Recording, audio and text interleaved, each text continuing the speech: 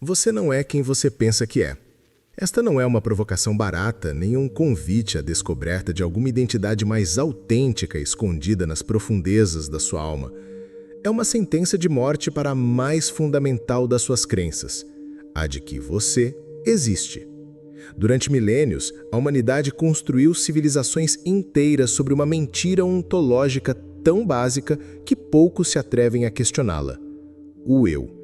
Essa sensação íntima e incontestável de ser alguém, de possuir uma continuidade, uma essência, um núcleo imutável que atravessa o tempo e conecta suas memórias de criança às suas ambições de adulto. Mas o que se esconde por trás dessa cortina de fumaça da consciência? Arthur Schopenhauer, o filósofo que ousou arrancar a máscara do mundo, já havia antecipado a resposta. O eu não é uma essência, é um fenômeno, uma representação, uma ilusão necessária que o cérebro fabrica para dar sentido ao caos incessante da experiência. Imagine por um momento, você acorda todas as manhãs com a sensação reconfortante de ser você. Suas memórias parecem costuradas numa narrativa coerente. Seus desejos parecem emanar de um centro fixo. Suas decisões parecem partir de um comandante invisível no centro da sua consciência. Mas se examinasse mais de perto, descobriria que esse comandante é uma miragem. Não há ninguém no centro. Há apenas processos, fluxos, fenômenos surgindo e desaparecendo como ondas num oceano sem margens. Os antigos sábios dos Upanishads já sabiam disso, quando declararam que Atman é Brahman, que o eu individual é idêntico ao absoluto universal. Não estavam fazendo uma declaração mística romântica, estavam diagnosticando a mais profunda das neuroses humanas, a crença na separação. O eu que você julga possuir é apenas Brahman esquecido de si mesmo, como um ator que confundiu sua máscara com o seu rosto. Nos textos védicos, descobrimos que a queda na ilusão da individualidade é o primeiro pecado metafísico. O Atman, essa consciência pura e sem atributos, de alguma forma se fragmenta na multiplicidade dos eus particulares. Mas essa fragmentação é ilusória. É Maya, o poder criativo da ilusão, que projeta sobre a tela da consciência a fantasia de bilhões de indivíduos separados, cada um convencido de sua própria realidade. Schopenhauer, bebendo nas fontes do pensamento oriental, chegou à mesma conclusão por caminhos diferentes. Em O Mundo como Vontade e Representação, ele demonstra que aquilo que chamamos de mundo é, na verdade, nossa representação do mundo, e aquilo que chamamos de eu é, na verdade, nossa representação do eu. Não há uma substância permanente por trás dos fenômenos psíquicos. Há apenas o fluxo incessante da vontade cega, manifestando-se através de formas temporárias, que acreditam ser eternas.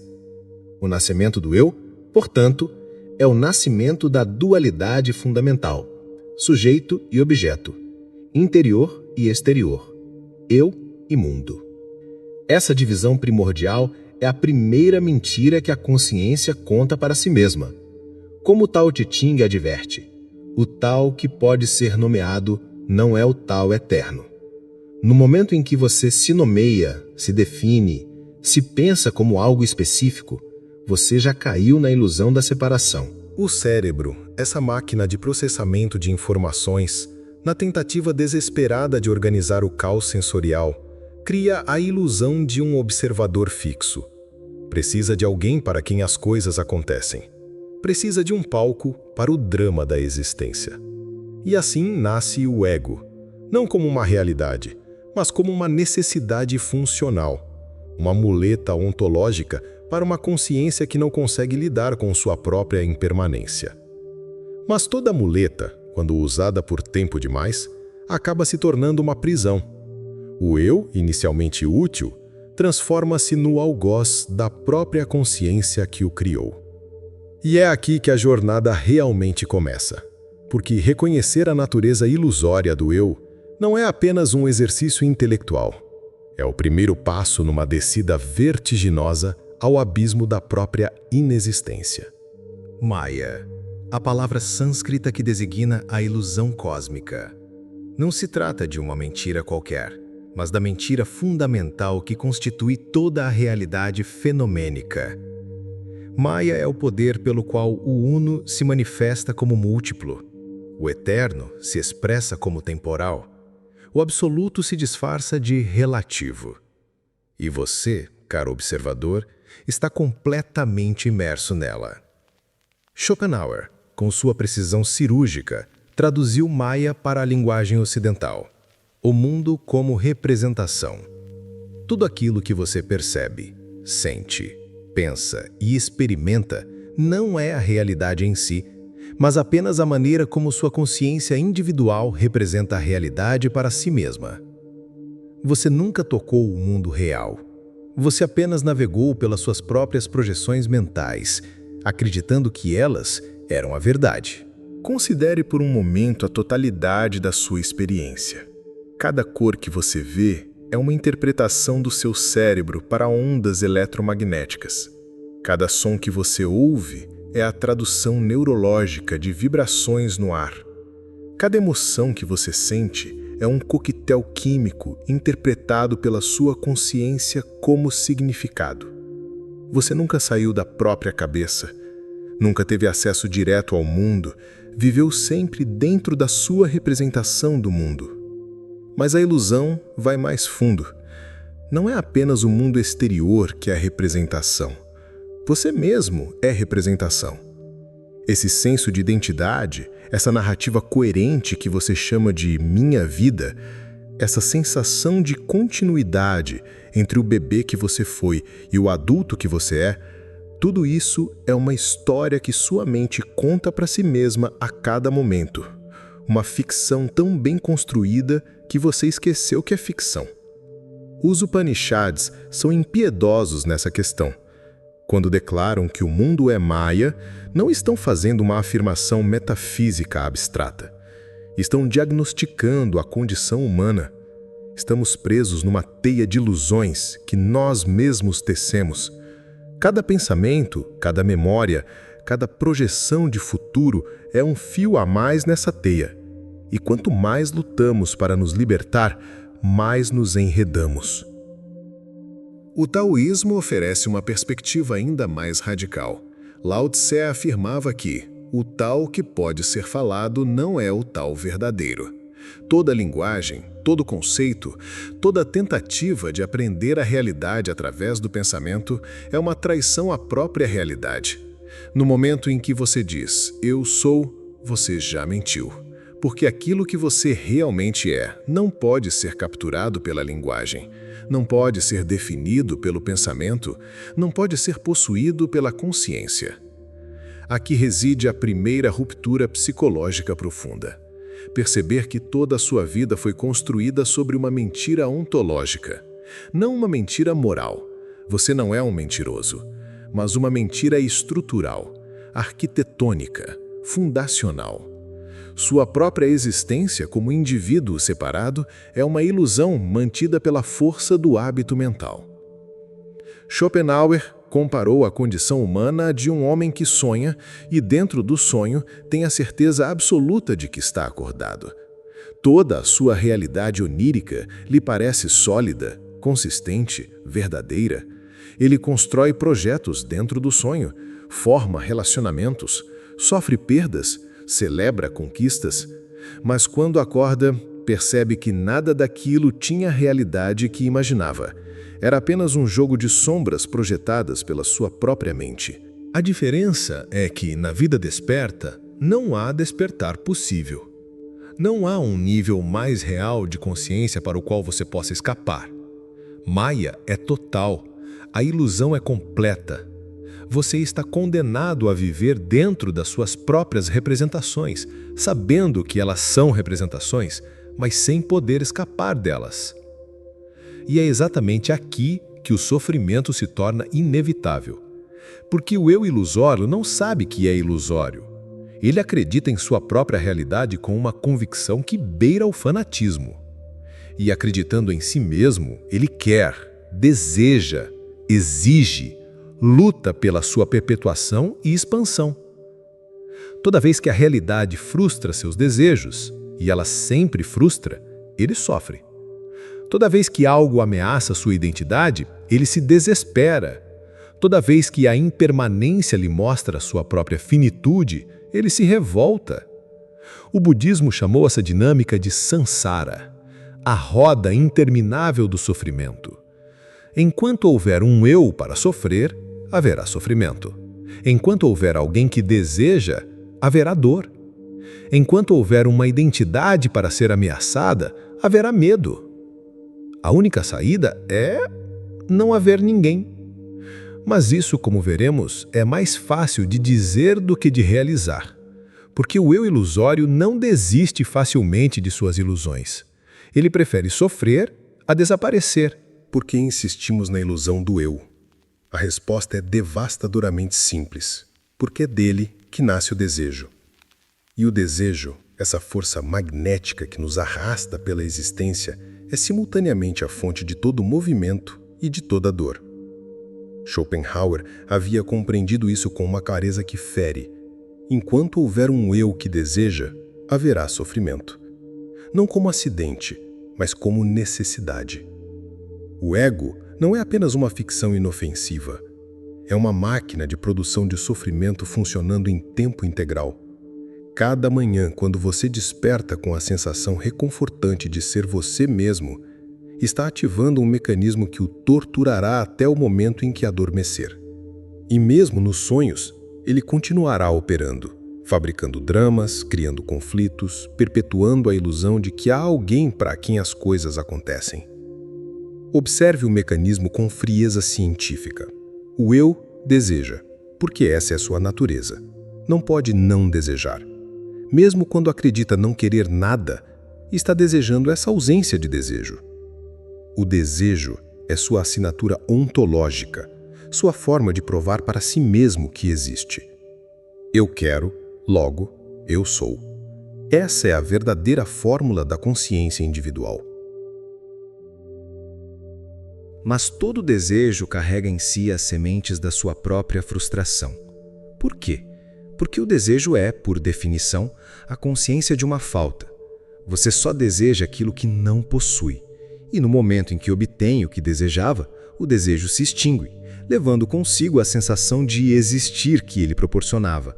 Assim, você é obrigado a desejar novamente, estabelecendo um ciclo vicioso que Schopenhauer descreveu com precisão matemática. Querer, sofrer, obter, frustrar-se, querer de novo. A vontade, essa força cega e impessoal que Schopenhauer identificou como a essência do mundo, não se importa com seu bem-estar.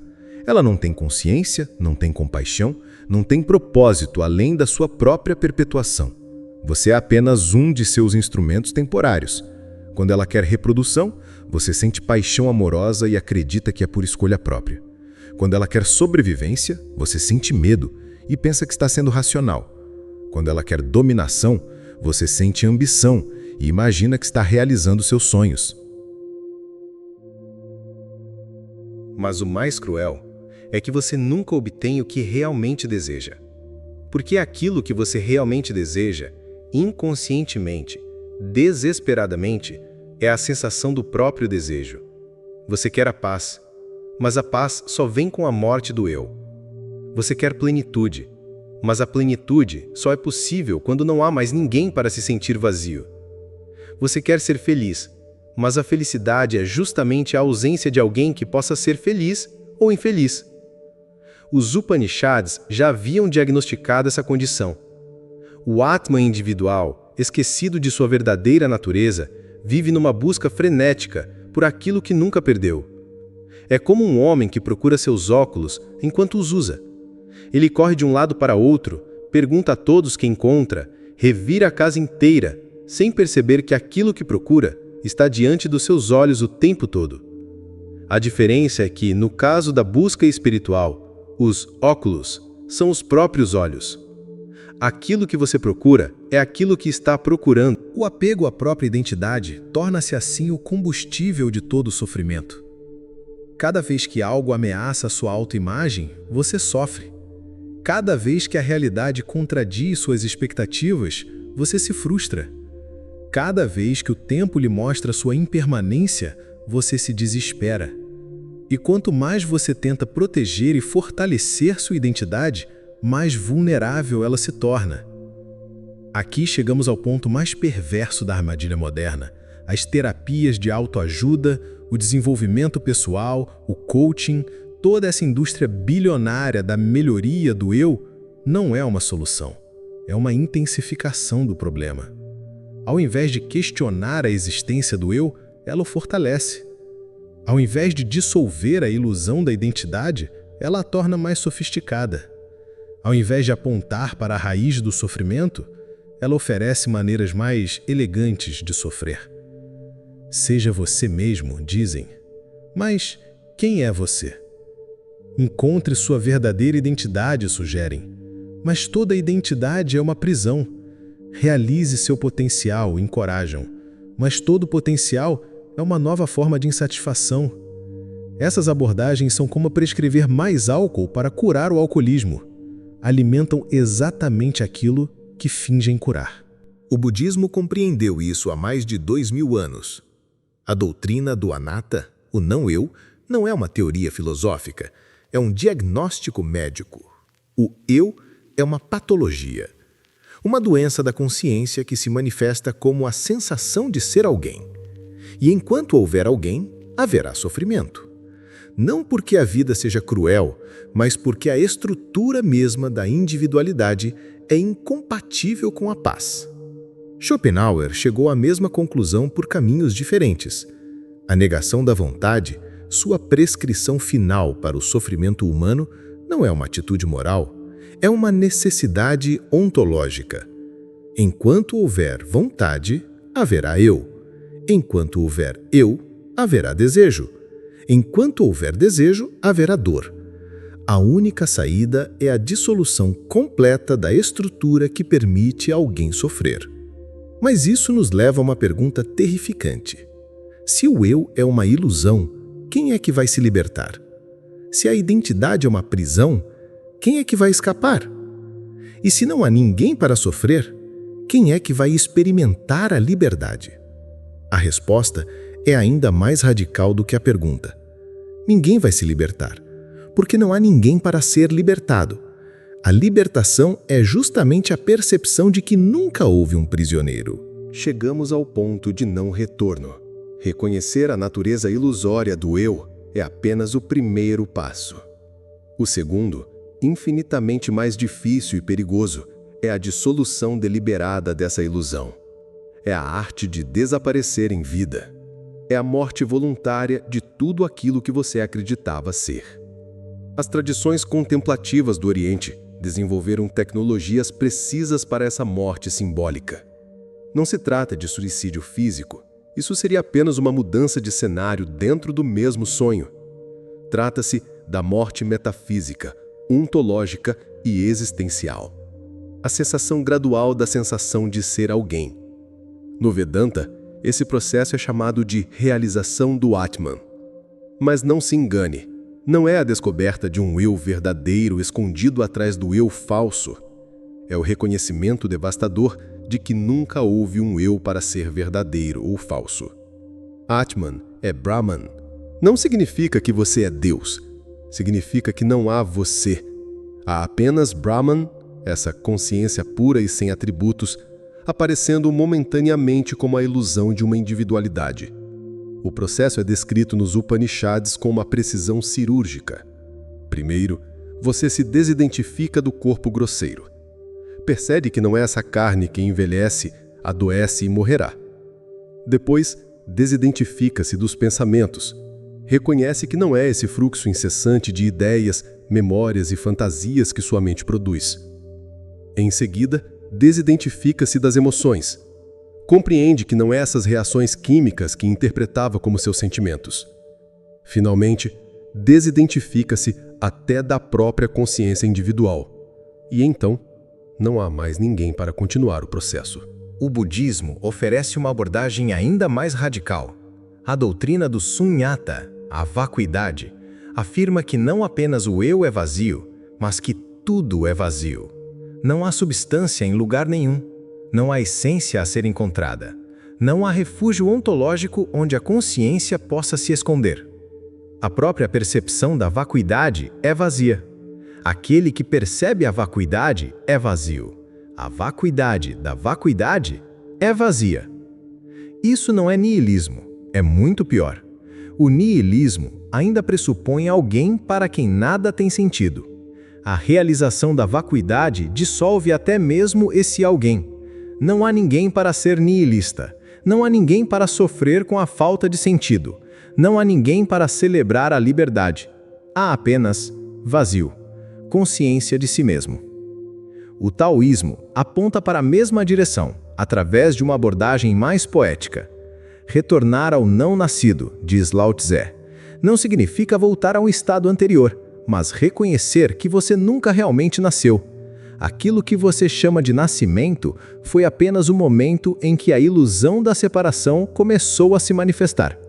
Aquilo que você chama de morte será apenas o momento em que essa ilusão cessará. Mas aquilo que você realmente é, se é que pode ser chamado de você, nunca nasceu e nunca morrerá, porque nunca foi algo específico que pudesse nascer ou morrer. Schopenhauer, bebendo nessas fontes orientais, desenvolveu suas próprias técnicas de dissolução do eu. A contemplação estética é uma delas. Quando você se perde completamente na contemplação de uma obra de arte, de uma paisagem natural, de uma música, por alguns instantes, o eu desaparece. Não há mais alguém que contempla e algo que é contemplado.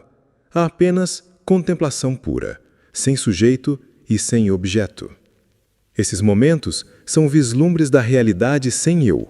São pequenas mortes que prenunciam a morte definitiva.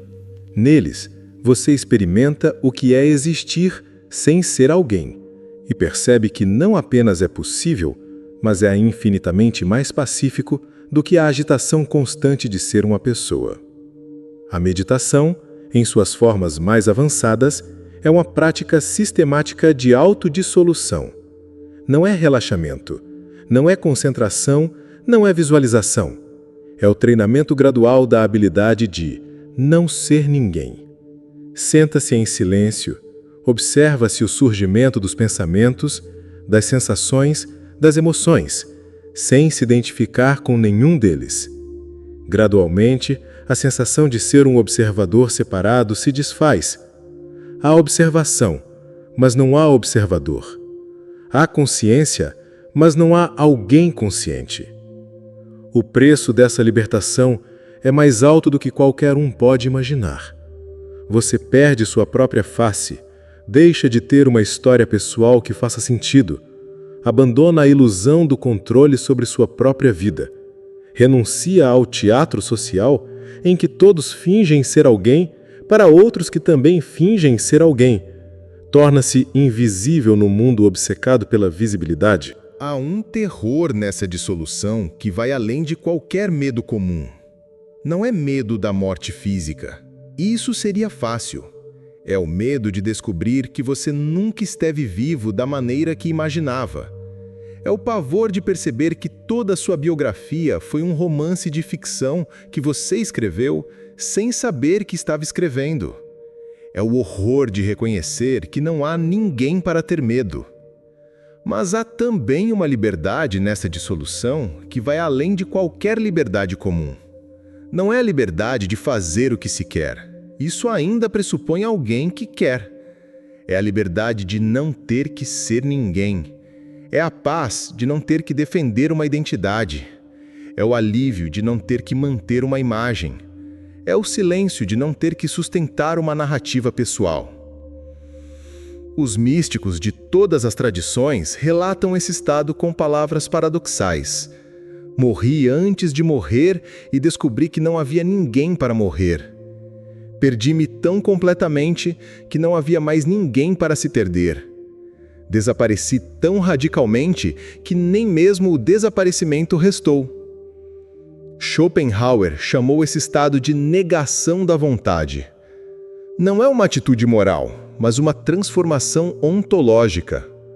A vontade simplesmente cessa de operar através daquela forma particular. Não há mais ninguém para querer, não há mais ninguém para sofrer, não há sequer ninguém para estar livre. E então, o que resta? Essa é a pergunta que nos leva ao último e mais radical dos territórios. O que resta quando não há mais ninguém? Essa pergunta já carrega em si mesma uma contradição, porque se não há ninguém, não há também ninguém para perceber o que resta. Não há ninguém para fazer a pergunta, não há ninguém para receber a resposta.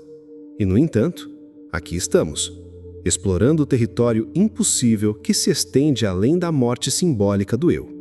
Schopenhauer, nos momentos mais radicais de sua filosofia, apontou para esse território com palavras que queimam.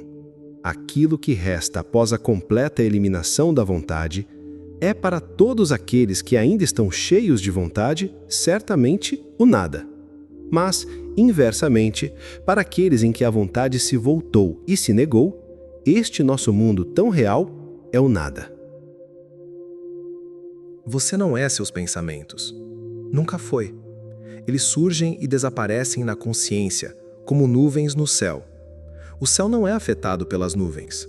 A consciência não é afetada pelos pensamentos. Você imaginou que era o autor dos seus pensamentos, mas eles sempre se pensaram sozinhos. Você imaginou que era o proprietário das suas ideias, mas elas sempre fluíram através de você, como um rio que não pergunta à margem se pode passar. Você não é suas memórias. Nunca foi. Elas são registros fantasmagóricos de eventos que já não existem, interpretados por uma consciência que se transforma a cada instante. A criança que você foi morreu há muito tempo. O adolescente que você foi é uma ficção.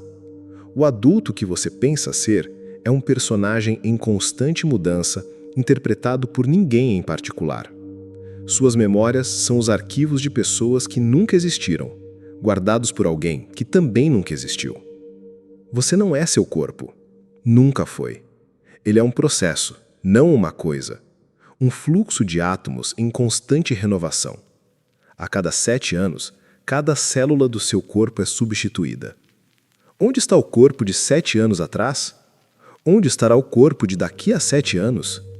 Você imaginou habitar um corpo, mas sempre foi apenas uma interpretação temporária da matéria, interpretando a si mesma. Você não é sua história. Nunca foi. Ela é uma narrativa que sua mente constrói para dar sentido ao caos da experiência. Mas o caos não precisa de sentido. O caos é perfeito em sua falta de sentido. Sua história é uma tentativa desesperada de transformar coincidências em destino, acidentes em propósito, fragmentos desconexos em uma biografia coerente. Mas não há biografia. Há apenas eventos surgindo e desaparecendo no vazio infinito da consciência. Então, o que resta? O que sempre esteve aqui? Aquilo que nunca nasceu e nunca morrerá. Aquilo que não tem nome, não tem forma, não tem atributos.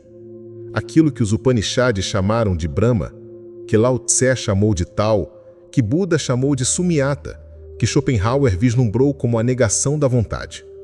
Mas mesmo esses nomes são traições, porque aquilo que resta não pode ser nomeado. No momento em que você diz Brahman, já não é mais Brahman. No momento em que você pensa tal, já se afastou do tal. No momento em que você conceitua a vacuidade, já encheu o vazio com conceitos. Aquilo que resta é simultaneamente tudo e nada. É a própria capacidade de haver qualquer coisa. É o espaço no qual os mundos aparecem e desaparecem. É o silêncio no qual todos os sons surgem. É a imobilidade na qual todos os movimentos dançam. É a morte, na qual todas as vidas florescem. Schopenhauer intuiu que esse estado está além da linguagem, além da filosofia, além de qualquer representação possível. É o ponto onde a razão se cala, onde a vontade se dissolve, onde a própria possibilidade de haver alguém que compreenda cessa completamente. É o silêncio onde a realidade sangra, não de dor, mas de uma plenitude tão absoluta que transborda todos os limites conceituais. Mas atenção, não faça disso um novo objetivo espiritual. Não transforme a dissolução do eu em mais um projeto do eu. Não tente alcançar o que sempre esteve aqui. Não procure realizar o que nunca foi perdido.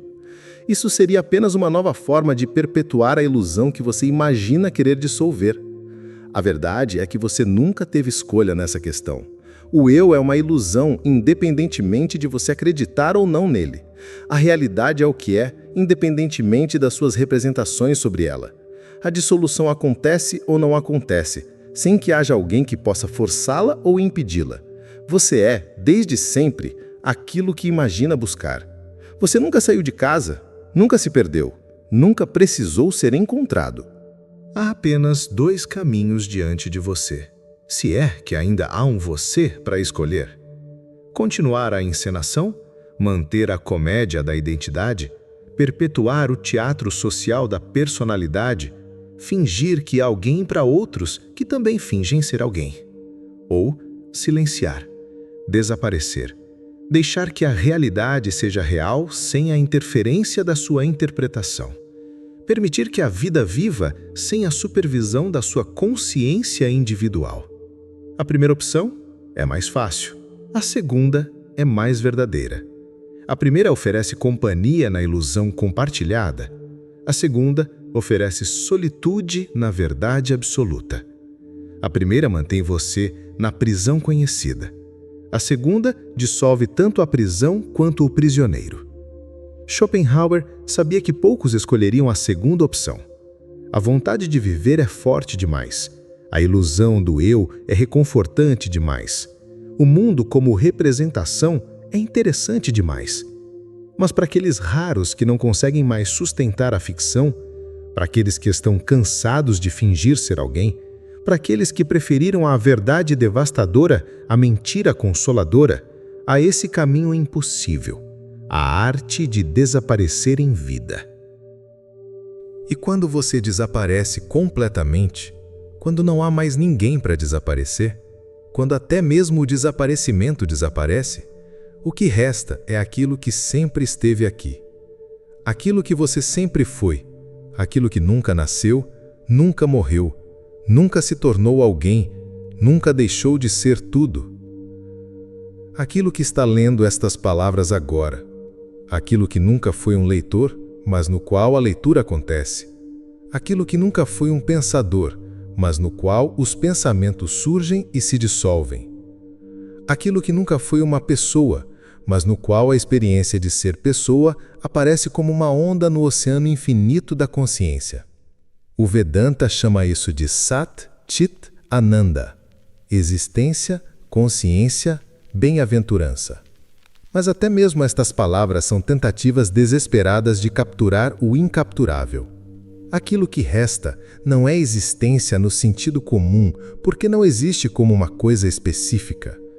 Não é consciência no sentido pessoal, porque não pertence a ninguém.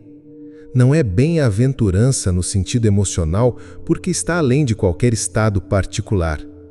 É simplesmente o fato de que há algo ao invés de nada. O mistério radical da própria manifestação. O espanto silencioso diante do impossível, que qualquer coisa seja possível, que mundos apareçam e desapareçam, que consciências surjam e se dissolvam, que a dança infinita da forma e do vazio continue eternamente sem dançarino, sem palco, sem plateia. Schopenhauer, nos últimos parágrafos de O Mundo como Vontade e Representação, chegou a essa mesma fronteira intransponível. Reconheceu que a filosofia só pode apontar para esse território, nunca mapeá-lo. As palavras param aqui. O pensamento se cala aqui. A própria possibilidade de compreensão se dissolve aqui. E, no entanto, paradoxalmente, é aqui que tudo se torna cristalino. Não porque há alguém para compreender, mas porque a necessidade de compreender cessa. Não porque as questões são respondidas, mas porque aquele que fazia as perguntas desapareceu. Não porque a busca chega ao fim, mas porque nunca houve um buscador. A realidade sangra aqui. Não de ferimento, mas de uma intensidade tão pura que perfura todos os véus da representação. Sangra a verdade sem testemunha. Sangra presença sem presentes. Sangra amor sem amante ou amado. Sangra luz sem fonte ou destino. E você? Você nunca esteve aqui. Nunca houve um você para estar em qualquer lugar. Há apenas isso. Isso que não pode ser nomeado, não pode ser conhecido, não pode ser possuído. Isso que é mais íntimo que sua própria respiração e mais vasto que todos os universos. Isso que você sempre foi, sem nunca ter sido alguém para sê-lo. O sofrimento era real. A busca era real. O eu que sofria e buscava, esse nunca foi real. Era apenas uma miragem no deserto da consciência. Uma sombra projetada por ninguém sobre coisa alguma. Uma história contada por ninguém, para ninguém, sobre nada. E agora que a história chegou ao fim, agora que o contador desapareceu, agora que não há mais ouvinte, o que resta é o silêncio fértil no qual todas as histórias são possíveis. O vazio grávido no qual todos os mundos germinam, a morte consciente de si mesma na qual todas as vidas florescem. Você pode resistir a essa dissolução.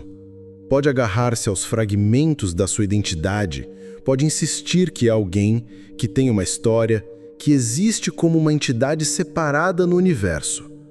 É seu direito, é sua liberdade, é sua prisão. Ou pode simplesmente parar. Parar de sustentar a ficção, parar de alimentar a ilusão, parar de fingir que é alguém. E descobrir que quando você para completamente, quando cessa toda atividade de manutenção do eu, aquilo que permanece é infinitamente mais real do que qualquer personalidade que você poderia construir. Não é uma conquista espiritual, não é uma realização pessoal, não é um estado alterado de consciência. É simplesmente o reconhecimento daquilo que sempre foi o caso, que não há ninguém aqui. Nunca houve. Nunca haverá. E nessa ausência absoluta de alguém, tudo é possível. Mundos surgem e desaparecem.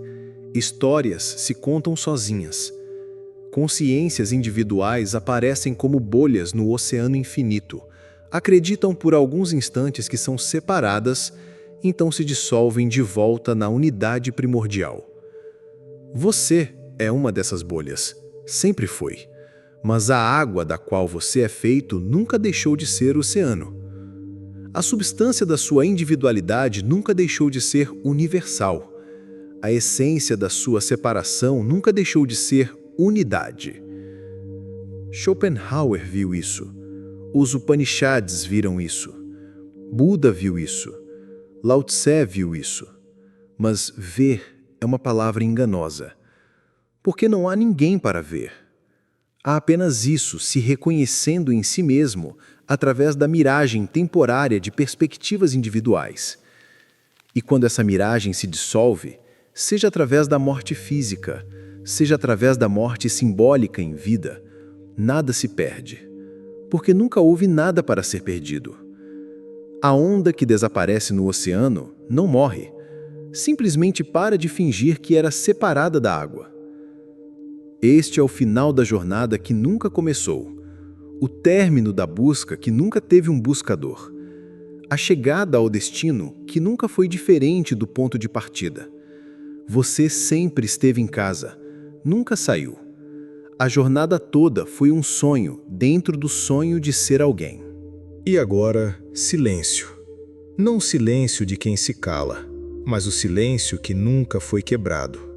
Não a paz de quem para de lutar, mas a paz que nunca foi perturbada. Não a libertação de quem se livra das correntes, mas a liberdade que nunca foi aprisionada. Aqui é vontade cega, onde a verdade não pede licença para sangrar através de todas as ilusões, onde a realidade não negocia com as representações, onde o absoluto não se compromete com o relativo, onde a morte do eu revela que nunca houve vida individual para morrer. A ilusão morre, e a realidade sangra eternamente através da ferida deixada por uma identidade que nunca existiu.